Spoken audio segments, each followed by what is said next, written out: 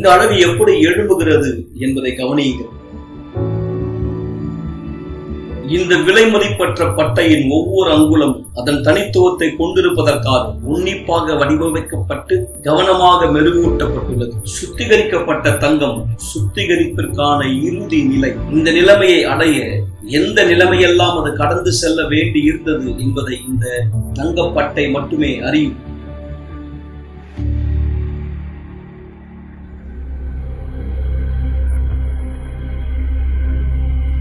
கலப்படமான அந்த பொருளானது 1000 degree Celsius வெப்பநிலையில் உலையில் வைக்கப்படும் போது சுத்திகரிப்பினுடைய அந்த முறையில் விசேஷித்த ஒன்று நடைபெறுகிறது.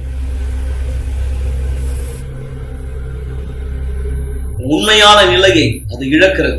எரியும் வெப்பநிலையானது எல்லா மாசுக்களையும் எரிக்கிறது. அடிமட்டத்துக்கு அதை கொண்டு வருகிறது. அவைகள் நீக்கப்படும்படியாக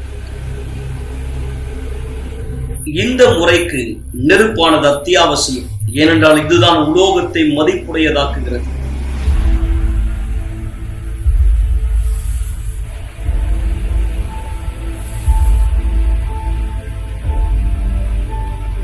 நெருப்பை தாங்கி தங்கமானது அதனுடைய சுத்த தன்மையை நிரூபிப்பதை போல நம்முடைய விசுவாசமானது நிரூபிக்கப்படுகிறது. நீங்கள் அக்னியின் அபிஷேகத்தை கடந்து செல்லும் பொழுது மாத்திரமே தேவன் வாழ்க்கையில் அனுமதிக்கிற சூழ்நிலைகள் இந்த நெருப்பு உலைக்கு ஒப்பிடப்படலாம். உங்களுடைய சொந்த விசுவாசத்தின் நிமித்தம் நீங்கள் சந்திக்கிற அநீதிகள், ஒரு தரம் உங்களை மதித்தவர்கள் இப்போது உங்களை புறக்கணிக்கிறார்கள். ஏற்படுமா என்று நீங்கள் ஒருபோதும் கற்பனை செய்திராத இழப்புகள், உங்களுடைய உண்மை தன்மையை சோதிக்கிற சோதனைகள், அநீதிகளுக்கு மேல் அநீதிகள். அக்கினியினுடைய அபிஷேகமானது உங்களுடைய பிறப்பு நிலையை மாற்றுகிறது. உண்மை நிலையை, உங்களுடைய விசுவாசத்தினுடைய அழுக்குகள், மாசுகள் வெளிப்படுத்தப்பட்டு நீக்கப்படும்படியாக சுத்திகரிக்கப்பட்ட பிற்பாடு நீங்கள் தேவனால் செதுக்கப்பட முடியும். அவர் எப்படி விரும்புகிறாரோ அதன் பிரகாரமாக. இது ஒரு தேர்வு அல்ல, இது தேவனோடு கூட வாழ்க்கையினுடைய இயற்கையான முறை. எப்படி மனுஷ வாழ்க்கையினுடைய இயல்போ பிறந்து வளர்ந்து வயதாகி மரிப்பது, தேவனோடு கூடிய உங்களுடைய வாழ்க்கையில நீங்கள் தண்ணீரில் ஞான ஸ்நானம் பெற வேண்டும், பரிசுத்த ஆவியினுடைய அபிஷேகத்தை பெற வேண்டுமானால் பிற்பாடு நீங்கள் அக்னியை கடந்து செல்ல வேண்டும். இது நீங்கள் தவிர்த்து கொள்ளலாம் என்பதான ஒரு காரியம் இல்லை. நீங்கள் என்ன செய்ய வேண்டுமானால் நீங்கள் உங்களை ஆயத்தப்படுத்திக் கொள்ள வேண்டும். தங்கமானது சுத்திகரிக்கப்படுகிறது மிக அதிக உயர்ந்த வெப்பநிலையில் மாத்திரமே. நெருப்பு எவ்வளவு அதிக அனலா இருக்குமோ அந்த அளவு தங்கமானது உயர் தரம் வாய்ந்ததாக சுத்தமானதாக இருக்கும். விசுவாசமும் அதே போல்தான். சோதனை என்பது ஒரு சிறிய தணல் இல்லை, அது மிக உச்சகட்ட வெப்பநிலை. சில நேரத்திலே தேவன் என்னை கைவிட்டு விட்டார் என்பதை போல கூட நீங்கள் உணரலாம். ஆனால் அவரை நம்புகிறவர்களை ஒருபோதும் கர்த்தர் கைவிடுவதில்லை. ஆவிக்குரிய போரானது இப்பொழுது தொடங்கி இருக்கிறது. உங்கள் ஆத்துமாவிற்காய் ஒரு புறம் பிசாசானவன் போராடுகிறான். உங்கள் உண்மையான சக்தியை நீங்கள் கண்டறிவதற்கு முன்பாகவே உங்களுக்குள் இருக்கும் மணலை அவிழ்த்து போடும்படியாக மறுபுறம் கர்த்தர் காத்திருக்கிறார். நீங்கள் அவரை சார்ந்திருக்கும்படி எதிர்பார்க்கிறார். அக்னியினாலே நிரூபிக்கப்பட்டவர்கள் மாத்திரமே, அங்கீகரிக்கப்பட்டவர்கள் மாத்திரமே தேவனிடத்திலிருந்து சிறந்ததை பெறுகிறார். பதரை போல் உள்ளவர்கள் தாங்க முடியாமல் சாம்பலாகி விடுகிறார்கள். ஆனால் யார் தாங்குகிறார்களோ அவர்கள் தேவனால் தெரிந்து கொள்ளப்பட்டு அவர் சித்தத்தின்படி பயன்படுத்தப்பட ஆயத்தமாய் வெளியே வருகிறார்கள். இந்த நேரத்தின் வாய்ப்பை பயன்படுத்திக் கொள்ளுங்கள். தேவனோடு உங்கள் உறவை பலப்படுத்திக் கொள்ளும்படி, அவருக்கு பிரியமான விதத்தில் எப்படி நடந்து கொள்வதென்று வார்த்தையில் உறுதியாய் தரித்திருங்கள். இந்த மாறாத வார்த்தையினாலே நீங்கள் செதுக்கப்படும்படி உங்களை அனுமதியுங்கள். இந்த முறை வெளிப்படையானது. ஆனால் 4 புறத்திலுமிருந்து அலைமோதுகிற காரியங்கள் நீங்கள் உண்மையிலே இதிலே சோர்ந்து போகும்படியாய் உங்களை எதிர்த்து வருகிறது. ஆனாலும் நீங்கள் உங்கள் பிரயாணத்திலே உறுதியாய் நிலைத்திருக்க வேண்டும். அக்கினியானது ஒரு நாள் குறையும். புத்துணர்ச்சியானது உங்கள் ஆத்துமாக்களுக்கு நிச்சயமாய் வரும். விசுவாசமானது பலமாகி பிரகாசத்தையும் வெளிச்சத்தையும் கொண்டு வரும். உங்கள் வாழ்க்கை நீங்கள் கற்பனை செய்திராத ஒரு பிரகாசம்.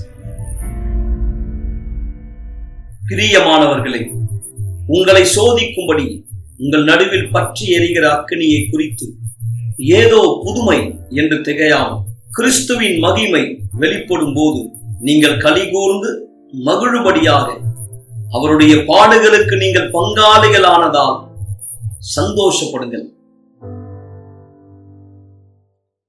வணக்கம் பிரியமானவர்களே, விசுவாசிக்கிற உங்கள் ஒவ்வொருவரையும் தேவன் ஆசீர்வதிக்கட்டும். சரியாக நீங்க பார்த்த இந்த வீடியோவானது ஒரு விளக்கமானதை உங்களுக்கு இந்த இடத்தில் கொடுத்திருக்கும். ஒரு தங்கமானது அக்கினியை கடந்து சென்ற பிற்பாடு மட்டுமே அதனுடைய மதிப்பு கூடக்கூடியதா இடத்தில் இருக்கிறது. சரியாக விசுவாசத்தை நாம் ஒவ்வொருவரும் அந்த அக்கினியானதை கடந்து செல்லும் பொழுது தேவனுடைய வல்லமையாலும் தேவனுடைய வழி நடத்துதலாலும் நாம் தயார்படுத்தப்படுகிறோம். எதற்காக நம்ம தயார்படுத்தப்படுகிறோம்? நம்முடைய உலகத்தின் எல்லா பிரச்சனைகளை உபத்திரவங்களை ஜெயித்து வரும்படியாக தேவனுடையவராய், தேவனால் தெரிந்து கொள்ளப்பட்டவராய், இது சரியாக ஆண்டவராக இயேசு கிறிஸ்துவுக்கும் கூட நடந்தது. ஆம், ஆண்டவராக இயேசு கிறிஸ்து தண்ணீரில் ஞானஸ்தானம் பெற்று கரையேறின உடனே வேதாகம் தெளிவாய் நிறுத்த சொல்கிறது, பரிசுத்தாவியானவர் புறாவை போல அவர் மீது வந்து இறங்கினார். அதன் பிற்பாடு அதன் தொடர்ச்சியாய் நடந்தது என்ன? ஆவியானவராலே அவர் வனாந்திரத்திற்கு கொண்டு செல்லப்பட்டார். இந்த வனாந்திரம்ன்றது எதை குறிப்பிடுகிறது? அக்னி ஞானஸ்தானமானதை. நாம் கடந்து போகிற அல்லது கடந்து செல்லுகிற இந்த கடினங்களை, துன்புறுத்தலை இடத்தில் குறிக்கக்கூடியதாய் அப்படியான அக்னி ஞானஸ்தானம் நாம் அழிக்கப்படுவதற்காக அல்ல, நம்மை தேவன் தயார்படுத்தும்படியாக ஆண்டவராக இயேசு ஜெயித்ததை போல நாம் ஜெயித்து வரும்படியாக. எனவேதான் ஒவ்வொரு முறை உங்களோடு நான் இடத்துல பேசும் பொழுதும் உங்களுடைய வாழ்க்கையினுடைய மாற்றத்திற்கு என்ன அவசியம் என்று குறிப்பிடும் பொழுது பரிசுத்தாவியானவரை குறிப்பிடுகிறேன். ஏனென்றால் பரிசுத்தாவியானவர் தான் நம்முடைய வாழ்க்கையின் மாற்றத்திற்கான ஆதாரமாய் இருக்கிறார். வெறும் மாற்றத்திற்கு மட்டுமல்ல, நித்திய கால வாழ்க்கையை நமக்கு உறுதிப்படுத்தக்கூடியவர். இதுதான் தேவன் உங்களுடைய வாழ்க்கையில் நித்திர செய்ய விரும்புகிறார். உங்களுடைய பிரச்சனை என்னவா விதத்தில் இருந்தாலும் சரி, உங்களுடைய கடினங்களும் உங்களுடைய போராட்டங்களும் உங்களுடைய வாழ்க்கையினுடைய சூழ்நிலை எவ்வளவு மோசமானதா இருந்தாலும் சரி, நீங்கள் பரிசுத்தாவின் அபிஷேகத்தை உடையவராய் இருக்கும் பொழுது அது எல்லா பிரச்சனைகளை ஜெயிக்க உங்களுக்கு வழியானது தெரியும். சரியாக அதுதான் நீங்க பார்க்க போறீங்க. இந்த நபருடைய வாழ்க்கையிலே நடந்த விஷயமானது என்ன என்பதை நீங்கள் தெளிவாய் புரிந்து கொள்ளும்படியாக தெருக்களிலே பிச்சை எடுக்கக்கூடிய ஒரு நபரை போல தெருக்களில் இருக்கக்கூடிய வாழ்க்கையை வாழ்ந்திருந்த ஒரு நபர் தேவனுடைய வழி நடத்துதலை, குறிப்பாக பரிசுத்தாவின் அபிஷேகத்தை பெற்றவராய் இன்று அவருடைய வாழ்க்கை, அவருடைய குடும்பம் எப்படியான மாற்றத்தை பெற்றதா இருக்கிறது. நான் சொல்வதற்கு பதிலாக இந்த நபருடைய வாழ்க்கை எதிலிருந்து எதுவாக மாற்றப்பட்டிருக்கிறது, நீங்களே பாருங்கள். இப்பொழுது நீங்கள் பார்த்து கொண்டிருக்கக்கூடிய இவர் தெற்கு சம்பூலவில் ரோட்டில் இருக்கக்கூடியவர். இவர் காணவில்லை. இங்கே இருக்கும் எல்லா தெருவிலையும் இவர் சுற்றி கொண்டு இருப்பவர். நான் இவரை நிறைய முறை பார்த்திருக்கேன். நான் விடிய காலையில இவரை நிறைய முறை பார்த்திருக்கேன். பிச்சைக்காரர் போல இருப்பாரு. இந்த குப்பை தொட்டிகளை மக்கள் குப்பை போடுவாங்கல்ல, அங்க வந்து இவர் எல்லாத்தையும் திறந்து பார்த்துட்டு இருப்பாரு. அந்த குப்பைகள்ல எதனா தேடுவார், உணவு இருக்கா சாப்பிடுறதுக்குன்னு. யாருன்னா இவரை பார்க்கும் போது இவர் எலும்பு கூட மாதிரியே இருப்பாரு. அவர் எலும்புலாம் வெளியே தெரியும். அவரை பார்க்கவே பயமா இருக்கும். நான் மட்டும் இல்ல, நிறைய பேர் அவரை பார்த்தாலே பயப்படுவாங்க. ரொம்ப நாள் ஆச்சு நான் அவரை பார்க்கல அவரை.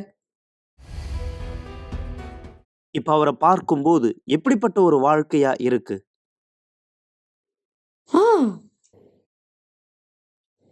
என்னால் நம்பவே முடியல, சொல்ல வார்த்தையே இல்ல.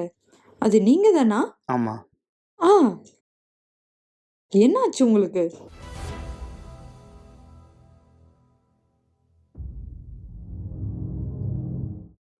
நான் இந்த நிலைமைக்கு வர்றதுக்கு எனக்கு நிறைய விஷயங்கள் நடந்துச்சு. நான் ஒரு பிசாசு கிரியால பாதிக்கப்பட்டேன். எனக்கு திருமண வாழ்க்கையில பிரச்சனையா இருந்தது. எப்ப பார்த்தாலும் என்னுடைய மனைவியை போட்டு நான் அடிப்பேன். அந்த அளவுக்கு எனக்கு கோவம். அது மட்டும் இல்லாம என் கூட வாழ வந்தவ, நான் அவளை வந்து ரொம்ப அவமானப்படுத்துவேன். என் கையை நீட்டி அவளை அவமானப்படுத்துவேன். அதுக்கு என்னுடைய பிள்ளைகளே சாட்சி. ஏன்னா அந்த அளவுக்கு மோசமா நான் நடந்துப்பேன். அவங்க முன்னாடி தான் இது எல்லாமே நடக்கும்.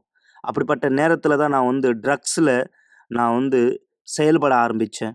ட்ரக்ஸுக்கு அடிமையாய் வித்து குடிக்கிறது, நைட் கிளப்புக்கு போறது, பிற்பாடு இன்னும் அதிகமாக மோசமாயிடுச்சு. கொக்கைன், மலீனா, கிராக், இந்த மாதிரி ஒவ்வொன்றா நான் எடுக்க ஆரம்பித்தேன். கஞ்சால என்னால் வேலைக்கே போக முடியாத சூழ்நிலை ஆயிடுச்சு. ஏன், என்னுடைய மொத்த சம்பாத்தியமும் போதைப் பொருளுக்கு நான் செலவு பண்ணுருவேன்.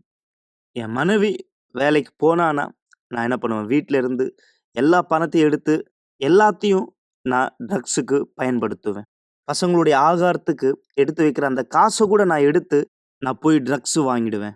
என்னுடைய அப்பா என் குடும்பத்துக்கு எல்லா நேரமும் பிரச்சனைகளை கொடுத்தார். அவர் எங்க வீட்டுல ஒரு ஜோம்பி போல இருந்தார். எங்க வீட்டுல இருந்து எல்லாத்தையும் திருடுவாரு. சின்ன பொருளை கூட திருடுவாரு.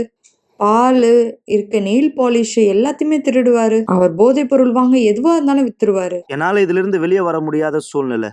என் வாழ்க்கையில எந்த கட்டுப்பாடும் இல்ல. அந்த அளவுக்கு கஞ்சால நான் அடிமையாயிட்டேன். எல்லார்கிட்டயும் சண்டை போடுறது, என் ஃப்ரெண்ட்ஸ் எல்லாருமே என்ன விட்டு தூரமா பிரிஞ்சு போயிட்டாங்க. என்ன பார்த்தாலே பயம் வந்துடுச்சு. நல்லா செய்ற வேலைய நான் விட்டுட்டேன். அந்த நேரம் என் மனைவி யோசிச்சது, இனிமே இவர் எங்க குடும்பத்த பார்த்துக்க மாட்டாரு, பசங்கள பார்த்துக்க மாட்டாரு. அதனால என்னுடைய மனைவி என்ன விட்டுட்டு பசங்கள கூட்டிட்டு போயிட்டா. இப்போ நான் தனிமையில இருக்கிறது போல. அதனால இன்னும் அதிகமா நான் ட்ரக்ஸ் பயன்படுத்த ஆரம்பிச்சேன். அந்த நேரம் என் வீட்ல இருக்கிற எல்லா பொருளையும் விற்க ஆரம்பிச்சேன்.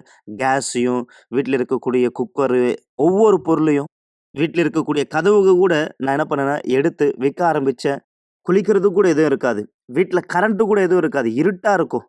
எதனாலன்னா, முன்னாடி வயரிங் எல்லாம் குடுத்திருப்பாங்க. அந்த வயரிங் கேபிள் எல்லாத்தையும் எடுத்து பிடுங்கி, அதையும் நான் வித்துட்டேன். இதனால நான் ரோட்ல உலாவிக் கொண்டிருந்தேன். எங்கே போகிறான் என்று அறிய முடியவில்லை. என்ன செய்யப் போகிறான் என்று தெரியவில்லை. அப்ப நான் ராத்திரி நேரத்துல எங்க போறேன்னு தெரியாது. குளிக்கிறதில்ல. குளிக்கலனா தொடர்ந்து 5 நாள் சாப்பிடாம இரவு நேரத்துல நான் ரொம்ப கஷ்டப்பட்டேன். ராத்திரி நேரத்துல 1 மணி நேரம் நான் நடந்து போவேன். எங்க போவேன்னு தெரியாது. ரோட்ல ஏதாவது பணம் கிடைக்குமா? சாப்பிட ஏதாவது கிடைக்குமா? இப்படியெல்லாம் யோசிச்சேன். நான் தொடர்ந்து 75 நாள் குளிக்காம இருந்தேன். என்னுடைய துணிகள் எல்லாம் கிழிஞ்சு தான் இருக்கும். ட்ரெஸ்ஸு கிழிஞ்சு, உடம்புல இருக்கக்கூடிய எல்லா பகுதியும் வெளிய தெரிய ஆரம்பிக்கும். என்னால கவர் பண்றதுக்கு கூட துணி இல்ல. உடம்புல ஃபுல்லா காயம். புண்ணா இருக்கும். முன்னாடி என்னுடைய அம்மா இருக்கும்போது என்ன பார்த்திருப்பாங்க. ஆனா என்னுடைய அம்மா இல்ல. அவங்களுக்கு ஹார்ட் அட்டாக். அவங்க இறந்துட்டாங்க. அவங்களுடைய இறப்பு ஒரு மனக்கசப்பா இருந்தது. ஏன்னா, என் பையன் இப்ப இப்படி ஆயிட்டானே! அப்படின்ற ஒரு எண்ணத்துல இறந்துட்டாங்க. இதனால இந்த உலகத்துல நான் அனாதை ஆயிட்டேன். இந்த ஒரு எண்ணம் என்ன இன்னும் காயப்படுத்தியது. குளிக்காம ரொம்ப மோசமாயிட்டேன். நான் வெறும் காத்திருந்தேன் சாவறதுக்காக.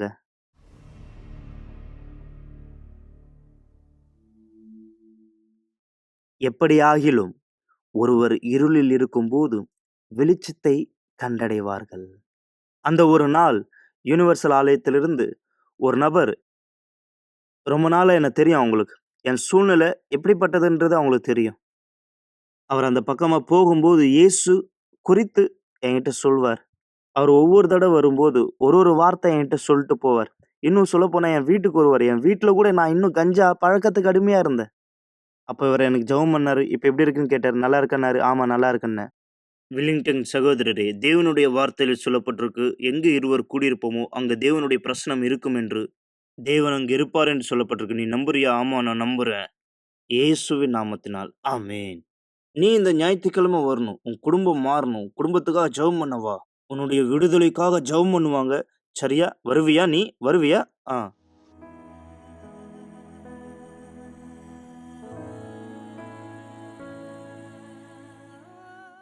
யுனிவர்சல் ஆலயத்திற்கு நான் இப்படியா தான் வந்தேன். என் வாழ்க்கை முற்றிலும் அழிக்கப்பட்ட வாழ்க்கையா, இப்படியா தான் நான் யுனிவர்சல் ஆலயத்துல வந்தேன். அங்க ஒரு பாஸ்டர் சொன்ன வார்த்தை, "உன் வாழ்க்கை மாறும்." அந்த சத்தியத்த நான் நம்புனேன். அங்க போதித்த அந்த போதனைகள் நான் கேட்டேன். என்னுடைய வாழ்க்கை மாறும் அப்படின்னு நான் நம்பினேன். உறுதியா நான் இயேசுவை ஏற்றுக்கொண்டேன். இனிமேலும் இந்த ட்ரக்ஸுக்கு நான் அடிமையா இருக்க மாட்டேன். அப்ப நான் ஆண்டவர்கிட்ட சொன்னேன், "ஆண்டவரே, நான் எப்படி இந்த நம்பிக்கை இல்லாத வாழ்க்கைய வாழ்ந்தேன்? நான் வாழ்றதுக்கே தகுதி இல்ல." இந்த நம்பிக்கையோடு தான் இருந்தேன்.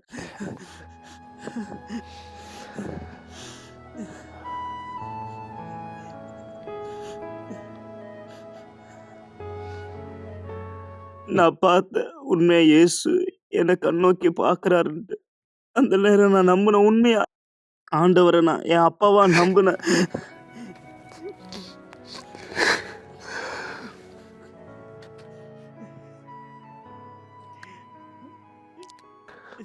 இந்த மாதிரி அனுபவம் முன்னாடி எனக்கு கிடைச்சதே இல்லை.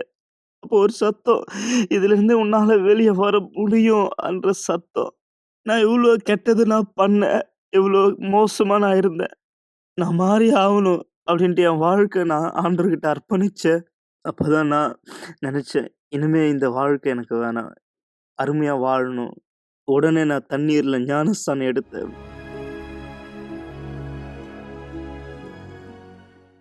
வீதியில் உலாவிக் கொண்டிருந்தவன் மரித்தான். வில்லிங்டன் புது வாழ்க்கையை பெற்றுக்கொண்டான். அன்றையிலிருந்து புது பாதையில் நடந்தார். ரொம்ப நாள் கழிச்சு நான் தடவையா குளிக்க ஆரம்பிச்சேன். இனிமே நான் கஞ்சா பழக்கத்துல இல்ல. இனிமேல் நான் கெட்ட பழக்கத்துல இல்ல. காலையில சீக்கிரமா நான் எழுந்துப்பேன். எக்ஸர்சைஸ் நான் பண்ணுவேன். எப்போ நான் விடுதலை பெற்றுக்கொள்றதுக்காக புதன்கிழமை, வெள்ளிக்கிழமை, ஞாயிற்றுக்கிழமை நான் ஆலயத்துக்கு போகும்போது இஸ்ரவேல் சிறப்பு நிகழ்ச்சியை குறித்து நான் கேள்விப்பட்டேன். அதுவரையும் நான் முன்பு எங்கேயும் கேள்விப்படவில்லை. அப்ப அந்த பாஸ்டர் கூட்டத்துல சொன்னாரு, இஸ்ரவேல் சிறப்பு நிகழ்ச்சினா என்ன? எப்படிப்பட்ட வாழ்க்கை நம்ம வாழணும்? தேவனுடைய பீடத்திலிருந்து ஒரு புது வாழ்க்கை நம்மளால பெற முடியும். அந்த நம்பிக்கை. அப்ப நான் நம்புனேன். தேவனிடத்திலிருந்து புது வாழ்க்கை அவருடைய பீடத்திலிருந்து பெற்றுக்கொள்ளணுன்ட்டு நிஜமாவே இயேசுவை நான் அறிய விரும்பினேன். முழு மனதோட பரிசுத்த ஆவி எனக்குள்ள பெறணும் நான் வாஞ்சியா இருந்தேன். பரிசுத்த ஆவியினிடத்தில் இப்படிதான் நான் ஜெபித்தேன். இதிலிருந்து கெட்ட பழக்கத்திலிருந்து என்னை வெளியே கொண்டு வந்தீங்க. இப்ப எனக்குள்ள நீங்க வாங்க. பரிசுத்த ஆவி பெற நான் தியாகம் செஞ்சேன். முன்னாடி என் வீட்டு கதவை வித்து பிசாசுக்கு நான் கொடுத்திருக்கும் போது, இப்போ நான் தேவனுக்காக என் தியாகத்தை ஆயத்தப்படுத்தி பீடத்து மேல ஏறினேன். வில்லிங்டனுடைய பாதம் இத்தனை நாளாய் அவர் சுற்றி திரிந்து கொண்டிருந்த பாதமாயிருந்தது.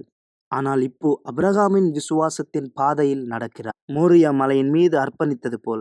அப்போ நான் ஆண்டவர்கிட்ட கேட்டேன், இப்படிதான் நான் செஞ்ச இந்த தியாகம் எங்கிருந்து என்னை கூட்டிட்டு வந்ததுன்றது எனக்கு நல்லாவே தெரியும். ஆனா நான் விரும்பினது, ஆண்டவரே உனக்காக ஊழியம் பண்ணும், எனக்குள்ள பரிசுத்தாவியானவர் வேணும். அப்போ பரிசுத்தாவி விட வேற எதுவுமே எனக்கு முக்கியமா தெரியல. அவர்தான் முக்கியமா நான் பார்த்தேன். எனக்கு அவர்தான் வேணும்னு நான் தீர்மானித்தேன். அப்ப எனக்கு நல்லா தெரியும், அந்த நாள் எனக்குள்ள புதுசா இருந்தேன். நான் ஆண்டவர்கிட்ட கேட்கும்போது வித்தியாசமா இருந்தது. கர்த்தர் பரிசுத்த ஆவி எனக்கு கொடுத்தார். அப்ப அவர் சொன்ன வார்த்தை, மகனே நான் உன் கூட இருக்கேன். அந்த நாள் எனக்கு ரொம்ப சந்தோஷமா இருந்தது. ரொம்ப ஆனந்தமான நாளா இருந்தது. என் வாழ்க்கையில நான் ஒரு மாபெரும் சாதனை செஞ்சது போல இருந்தது. வேற எது கிடைச்சிருந்தாலும் எனக்கு மதிப்பா இருந்திருக்காது. பரிசுத்த ஆவி எனக்குள்ள வந்தாரு. இதோ இன்று வில்லிங்டன் மாறினான். தேவனுடைய மனுஷனாய் பரிபூர்ணமாய் மாறிய வாழ்க்கை. இன்னைக்கு நான் மாறி இருக்கேன். என் வாழ்க்கை சந்தோஷமா இருக்கு. நான் ஒரு நபரை தேர்ந்தெடுத்தேன் திருமணம் செய்யறதுக்காக. இன்றைக்கு எனக்கு மறுமணம் நடந்திருக்கு. என்னுடைய திருமண வாழ்க்கையில தேவன் சந்தோஷத்தை கொடுத்தார். என்னுடைய பிள்ளைகளோட நான் பேச ஆரம்பிச்சேன். எல்லாம் நல்லபடியா இருக்கு. நாங்க இப்ப எங்க அப்பா வீட்டுக்கு போறோம். ஒண்ணா சாப்பிட உட்காருறோம். நானு, என்னுடைய பையன், என்னுடைய சகோதரர், அவருடைய மகள் எல்லாரையும் கூட்டிட்டு வராங்க. நாங்க மதிய உணவு சாப்பிட அவரோட போனோம். அவரை பார்க்கும் பொழுது அவருடைய முழு மாற்றத்தை நாங்க பார்க்கிறோம். நிச்சயமா அது ஒரு அதிசயமே. எப்போ நான் அந்த வீடியோ ரெக்கார்ட் பண்ணனோ, இது அவருடைய சித்தமா இருந்தது. தேவன் தன் வேலையை செய்ய ஆரம்பித்தார் என்று வீதியில் உலாவிக் கொண்டிருக்கக்கூடிய அந்த மனுஷன் ஆனா இன்னைக்கு மாறி இருக்கிறார். என் குடும்பம் மாறி இருக்கு. இன்னைக்கு ரொம்ப அவர் மாறி இருக்காரு. முன்னாடி ஒரு குடிகாரா இங்க வா அப்படின்னு சொல்லி கூப்பிடுவாங்க. ஆனா இன்னைக்கு சார் அப்படின்னு சொல்லி கூப்பிடுறாங்க. இன்னைக்கு நான் எனக்காக வேலை செய்யறேன். எனக்கு 7 கிளையண்ட் இருக்காங்க. இப்ப கார் இருக்கு, பைக் இருக்கு. இன்னைக்கு எது வேண்டுமோ நான் அதை வாங்கி சாப்பிடுற நிலைமையில இருக்கேன். இது எல்லாமே செஞ்ச தேவனுடைய ஆவி, பரிசுத்த ஆவி எனக்கு சமாதானம் கொடுத்திருக்கிறார். தெருவுல ஒரு பிச்சைக்காரனா சுத்தின்னு இருந்தேன்னா, யாருக்குமே யாருன்னு தெரியாதன்னா, இன்னைக்கு ஆபிரகாமுடைய குமாரனா கவலைப்படுவதை நிறுத்துங்கள் என்ற நிகழ்ச்சியை பார்த்து கொண்டிருப்பதற்கு மிக்க நன்றி. கூட்டம் முடிந்த பிற்பாடும் நீங்கள் எங்களை தொடர்பு கொள்ளலாம். மறந்து விடாதீர்கள், எங்களுடைய எண் 9386387738. நன்றி. சரியாக நீங்க பார்த்த இந்த சாட்சியிலே நான் விலக்க வேண்டிய அவசியமானதில்லை. பரிசுத்தாவியானவர் இல்லாமல் வழி நடத்துதல் இல்லாத ஒருவராய் தன் வாழ்க்கையை வாழ்ந்தார். பரிசுத்தாவின் அபிஷேகம் இல்லாமல் தோற்கடிக்கப்பட்டவரை போல, பலகீனமானவரை போல, ஒரு அவமானத்தினுடைய பலியினுடைய வேதனை வாழ்க்கையை வாழ்ந்ததை போல. ஆனா இன்று தேவனுடைய ஆவியோடு இவருடைய வாழ்க்கையை முன்னோக்கி நகரத்தை கொண்டு செல்கிறார். இவர் மட்டுமல்ல, இவருடைய முழு குடும்பமும் ஆசீர்வாதமானதா இடத்தில் இருக்கிறது. தேவன் இதுதான் சரியா உங்களுக்கு செய்ய விரும்புறார். மக்களை, யாரெல்லாம் நீங்க கவலைகள்ல, யாரெல்லாம் நீங்க வலியில, வேதனையில, உங்களுடைய வாழ்க்கையின் சூழ்நிலைகளை குறித்து, உங்களுடைய வாழ்க்கையின் பிரச்சனைகளை குறித்து கவலைப்பட்டு கொண்டிருக்கிறீர்களோ, உங்களுக்கு தேவன் உதவியானதை செய்ய தயாராக இருக்கிறார். சரியா? இதுதான் நாளை தினம் கூட நம்முடைய ஆலயத்திலே நாம் கற்றுக்கொள்ள போகிற மிக முக்கியமான பாடமாயுதத்தில் இருக்கும். பரிசுத்த ஆவியானவர் யார்? அவருடைய வழிகளை நாம் அறிந்து கொள்ளவும், அவருடைய வல்லமையிலே நாம் நம் வாழ்க்கை நிரப்பிக் கொள்ளவும் இந்த சிறப்பான வேதக பாடத்திலே நீங்கள் சென்னை சுற்றுப்பகுதி உள்ளவரோ அல்லது மும்பை, ஹைதராபாத்ல இருக்கக்கூடியவரோ, நீங்கள் இடத்தில் வேறு இடத்துல இருக்கக்கூடியவராய் கூட இருக்கலாம். நீங்கள் விரும்புவீர்களே ஆனால் உங்களுடைய விசுவாசத்தினுடைய ஒரு படி எடுத்து வைக்க இந்த தொலைபேசி எண்களில் நீங்கள் எங்களை தொடர்பு கொள்ளலாம். மிக நிச்சயமாய் ஆவிக்குரிய வழி நடத்துதலையும் உதவியும் உங்களுக்காக இந்த இடத்தில் செய்ய நாங்கள் தயாராக இடத்தில் இருக்கிறோம். நீங்கள் இந்த விசுவாசத்தினுடைய கூட்டத்தில் எங்களோடு இணைவதற்கான வேறு வழிகளானது என்ன நீங்கள் தெரிந்து கொள்ள முடியும். ஆம், தேவன் அவர் தன் வல்லமையிலே உங்களுடைய வாழ்க்கையை மாற்றவும் ஆசீர்வதிக்கவும் விருப்பம் உள்ள தேவனாயிரத்திற்கு இருக்கிறார்.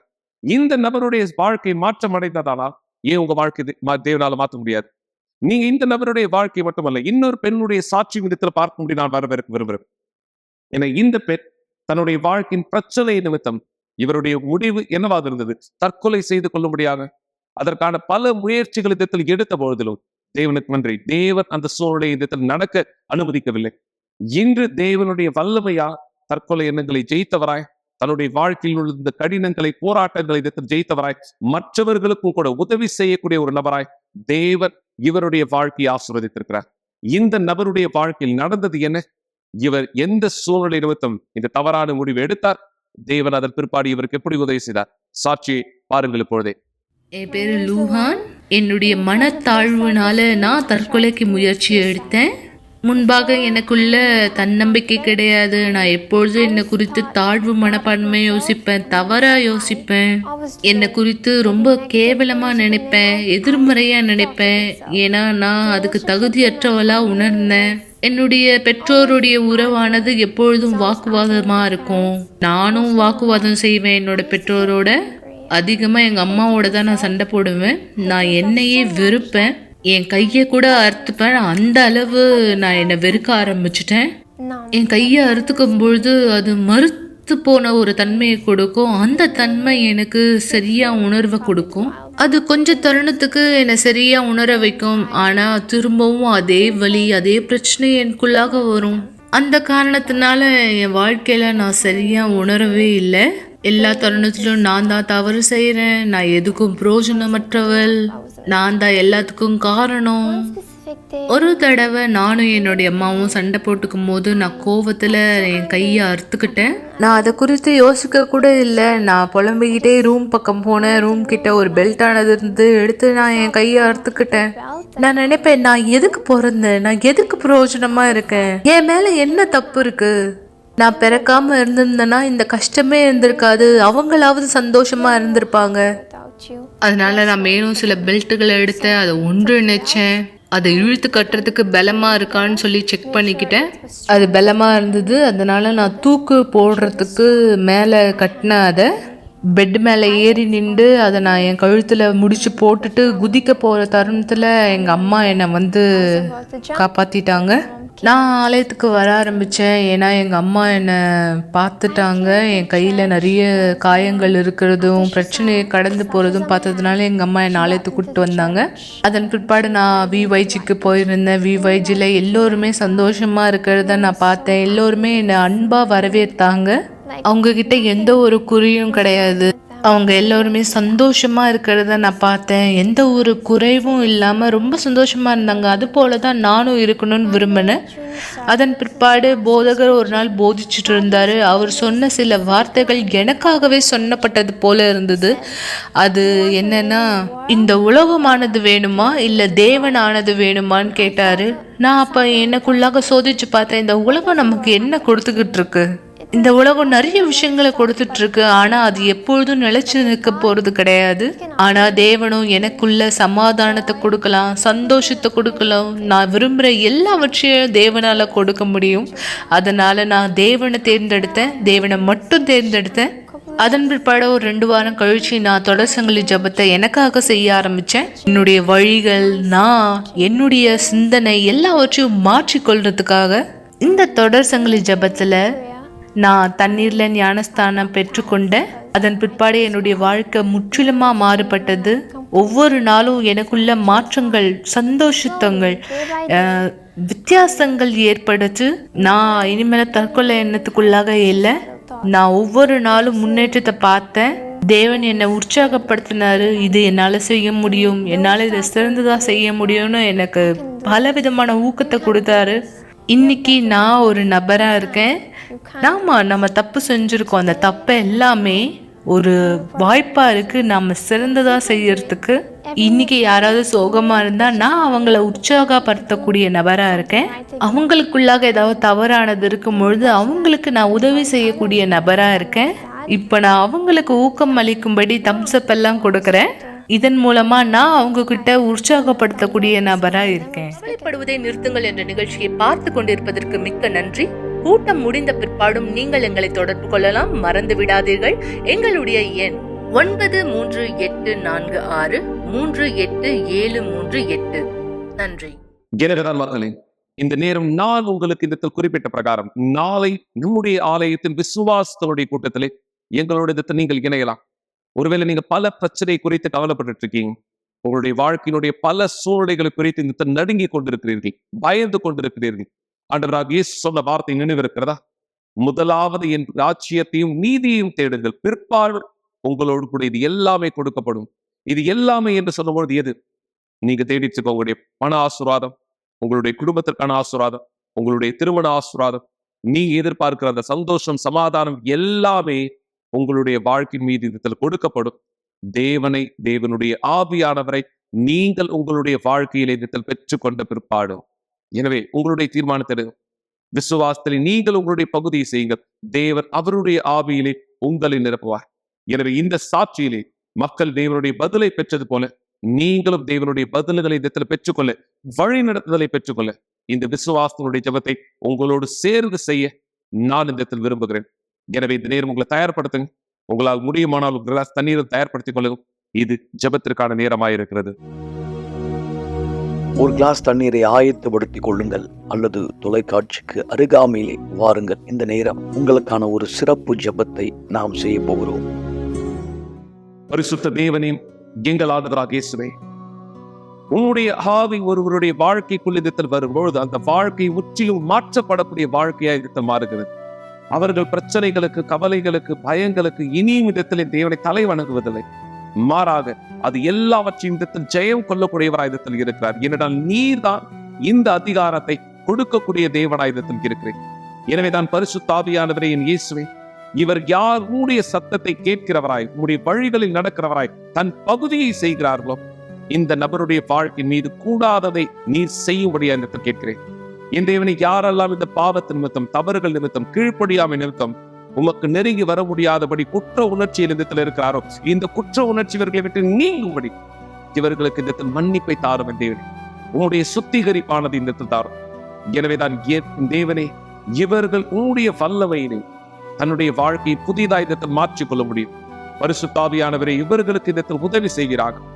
அழிக்கப்பட்ட வாழ்க்கையில் இருந்த நபர் என் தேவனை ஆசீர்வாதமான வாழ்க்கைக்கு இந்த திரும்பினார். என் தேவனை தோற்கடிக்கப்பட்ட நிலையில் இருந்தவர், தற்கொலையை பற்றி இந்த சிந்தித்து அதற்கு முயற்சித்தவர், என் தேவனை இன்று மற்ற மக்களுக்கு உதவி செய்யக்கூடியவராக இந்த மாறி இருக்கிறார். உன்னுடைய ஆவி இல்லாமல் இது எப்படி சாத்தியம்? எனவேதான் இவர்கள் யார் இந்த நிகழ்ச்சியை பார்த்து கொண்டிருக்கிறார்களோ இவர்களுக்கும் உங்களுடைய வல்லமையும் பலனையும் இந்த கொடுக்கும்படியா என்று கேட்கிறேன். இவர் கரங்களில் பிடித்திருக்கிறது தண்ணீரையும் அபிஷேகப்படுத்தும். இந்த தண்ணீரிலிருந்து குடிக்கும் போது தேவனை இவர்களுடைய ஜீவனிலிருந்து குடிக்கிறதாய் இந்த தண்ணீரையும் ஆசீர்வதிக்கிறேன். என் தேவனை, எல்லாவற்றுக்கும் மேலாக உங்களுடைய சித்தம் இவர்கள் ஒவ்வொருத்தருடைய வாழ்க்கை மீது நிஜமாக்கப்படுவதாய் எங்கள் தேவனும் சர்வ வல்லவருமாய் இருக்கிற ஆண்டவராக இயேசு கிறிஸ்துவின் பெயரால் பரிசுத்த ஆவியானவரே, ஆமென். ஆமென். தேவன் உங்கள் ஒவ்வொருத்தருடைய வாழ்க்கையை வழி நடத்தி ஆசீர்வதிக்கட்டும். மக்களை மறக்க வேண்டாம், தொலைபேசியில் நீங்கள் எங்களை தொடர்பு கொள்ளலாம் அல்லது வாட்ஸ்அப் மூலமா எங்களை தொடர்பு கொள்ளலாம். ஒவ்வொரு நாளும் இந்த விசுவாசத்திலே உங்களுக்காக ஆவிக்குரிய வழிகளை, உதவிகளை கொடுக்க நாங்கள் தயாராக இருக்கிறோம். நாளை மீண்டும் இதே விசுவாசத்தினுடைய கூட்டத்திலே சந்திக்கிறேன். தேவன் உங்களை ஆசீர்வதிப்பாராக. இயேசுவின் நாமத்தினாலே.